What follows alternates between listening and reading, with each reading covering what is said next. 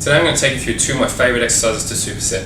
The first exercise is the single arm knee to elbow. Now we start this movement with a kettlebell up in the air and we're going to balance on the opposite leg, just slightly lifting that same leg up off the ground. As we bring this kettlebell down, we're then going to raise the knee up to the elbow and then press at the same time. Down and press. Down and press. Now you can see I'm trying not to put too much weight through this leg as I come back down. That's to make sure I'm getting the opposite muscles to recruit. So when you get the opposite glute to work, you work on this oblique sling here through the core. So as we press, we stabilize through that glute, and this shoulder is working overtime to stabilize that kettlebell up at the head, all on one side of the body. Now I want to make sure when I'm doing this exercise that I am actually only working obliques and not hip flexors. So a couple of little tricks I like to do. First of all, the leg has to come out to the side, so we're not engaging hip flexors here. Second, what I like to do is as this leg comes down, I'm going to try and contract this glute on this side. And what that'll do, that'll lengthen the hip flexor and switch that hip flexor off, so that when I bring this knee up, I'm only working obliques. So that's the first pressing movement. I always like to superset a push with a pull. So a nice little pull exercise. It's working the same sort of thing. We're going to get the oblique swing. We also get quadratus lumborum on the same side. So we've got side flexion here, and we're going to a pull-up movement with a little bit of transverse plane rotation in this kettlebell row. So I like to do a 2 kettlebell row. Salute one hand through both kettlebells. Turn into a lunge stance, rest one forearm on the leg, nice straight back, and pull that elbow up to the ceiling.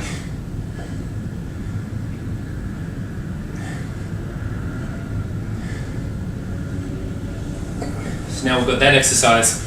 Also work on your oblique sling, so we have an external oblique on your right hand side, latissimus dorsi on the right hand side, and you're also getting a little bit quadratus lumborum on the side as well. Great. So if you find when you're doing that exercise you feel restrictness in the hip or some clicking in the hip, we just want to try and show you a stretch which you can open up with. So the way I like to start this stretch is get up into a push-up position. I want you to grab one leg and put it outside the hand. Now if you haven't quite got the flexibility to do that, you can bring it in a little bit. I want you to grab it with that hand and put it outside there physically. Now from there, put the back leg onto the ground, making sure that this ankle is directly underneath the knees, not cause any knee troubles. And from here we're going to drop onto the outside elbow, and with this hand we're going to gently push that knee out to the side, letting that shoe rock onto the outside. Just give that a gentle push for about 20 seconds or so. Now with this movement we're trying to sink the hips down and just give it a gentle push and feel this really open up the hip joint on this right hand side. After about 20 seconds you can come up onto your hands and just feel that sinking position there. Just you want to try, you can either bend your elbows down lower to the ground, or you can drop onto your elbows if you like, really opening up that hip. It's 2 different areas. So of course we'll do that the other leg. So you take that leg back carefully, get up into your push-up position, bring the other leg on the outside of the hands, drop the back leg down. Again, double check, ankle is underneath the knee, rock onto the outside elbow, and give this a gentle push.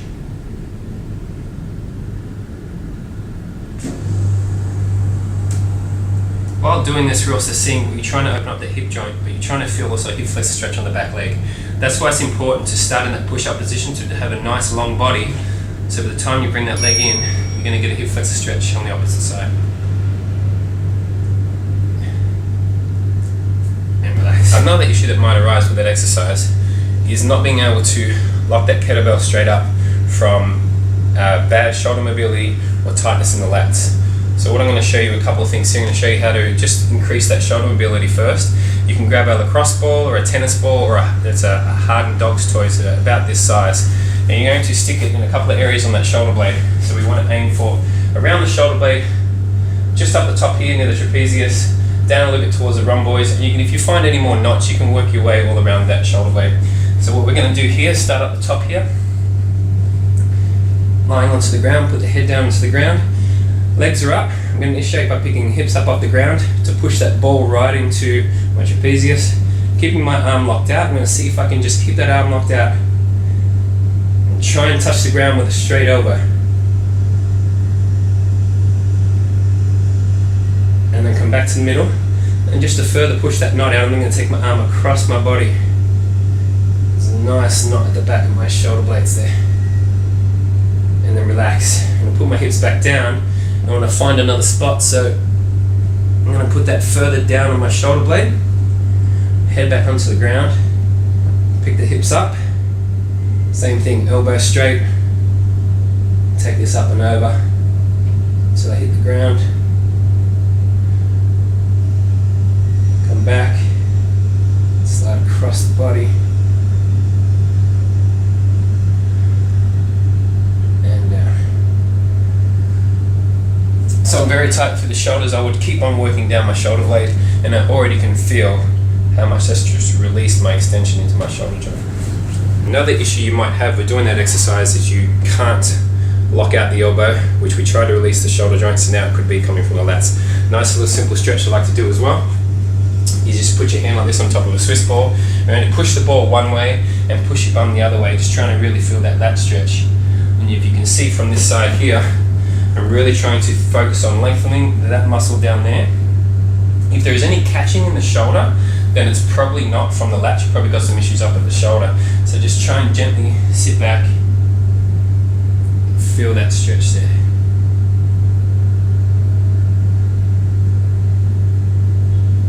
Same thing, about 20 or 30 seconds, and then try that single arm knee to elbow exercise and see how you go.